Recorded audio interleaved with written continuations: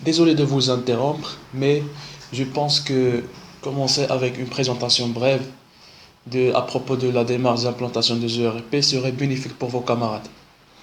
D'entamer la partie d'analyse des risques. La phase d'étude est la phase la plus importante pour la réussite de votre projet. Elle est subdivisée en trois sous-phases. La première sous-phase, c'est l'état du lieu, c'est-à-dire on doit recenser toutes les problématiques liées à l'entreprise. Par exemple, les doublons de l'information, des postes en baisse de productivité, ou bien des problèmes au niveau de la gestion des stocks, ou bien d'approvisionnement.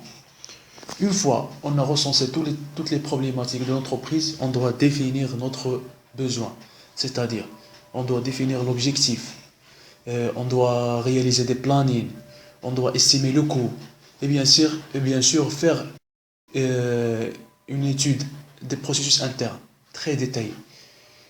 Finalement, on doit référer une équipe.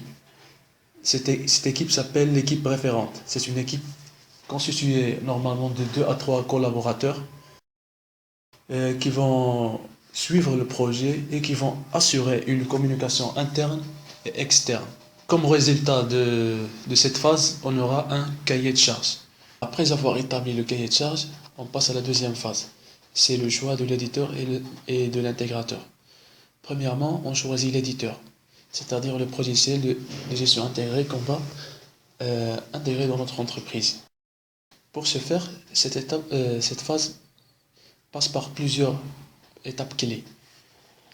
Premièrement, et selon le besoin qu'on a étudié, il faut faire un benchmarking et collecter toutes les informations qui existent sur les solutions existantes sur le marché et qui peuvent répondre à notre besoin. Une fois on a passé cette étape, on aura une première sélection des éditeurs pour lancer nos appels d'offres. Une fois on aura la réponse des éditeurs, on passe bien sûr à l'évaluation sur plusieurs critères pour effectuer le choix final. Après avoir choisi notre ERP, on aura recours au choix d'un intégrateur qui va paramétrer notre logiciel selon les besoins et les spécifiques de l'entreprise. Plusieurs critères sont donc pris en considération pour faire ce choix. Par exemple, les tarifications et les garanties proposées par l'intégrateur, aussi le nombre de projets similaires réalisés et l'effort de formation en cours du déploiement ou bien à la fin du déploiement. Après avoir choisi notre éditeur et intégrateur, on doit définir notre mode de déploiement de l'ERP.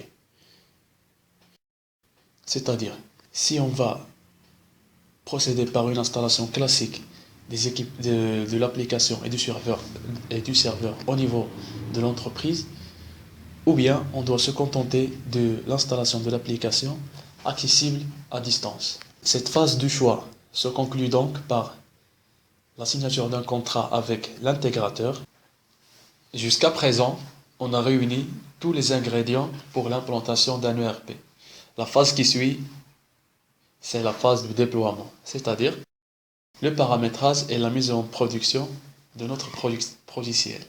Premièrement, la mise à jour de l'infrastructure, le serveur si on a un hébergement en interne, et le remplacement des ordinateurs par d'autres plus performants. Ensuite, la phase du déploiement, c'est-à-dire l'intégration des logiciels, l'installation des réseaux et la configuration des serveurs.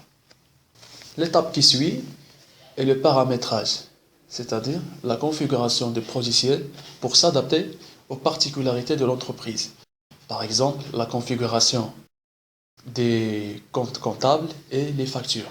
Finalement, il faut réaliser des tests pour régler les erreurs au niveau des éléments personnalisés. Le résultat de cette phase est un logiciel à la fois intégré, testé et paramétré. Une fois notre ERP a été bien intégré, il ne nous reste qu'à l'utiliser. C'est donc l'objectif de la phase d'exploitation d'assurer en premier lieu la formation des utilisateurs pour que le logiciel soit correctement utilisé. Sans oublier qu'on doit faire face à de nouvelles mises à jour, correctives ou bien évolutives de la part de l'éditeur qui sont posées d'une façon régulière pour assurer une bonne performance de notre logiciel et pour assurer de nouvelles fonctionnalités. Alors, pour résumer et simplifier en même temps, un schéma va figurer pour schématiser toutes, euh, toutes les phases principales. J'espère que cela vous a aidé à bien comprendre la démarche d'implantation des ERP. Alors, je vous laisse maintenant. J'ai une petite réunion. On se reverra plus tard. D'accord? Au revoir.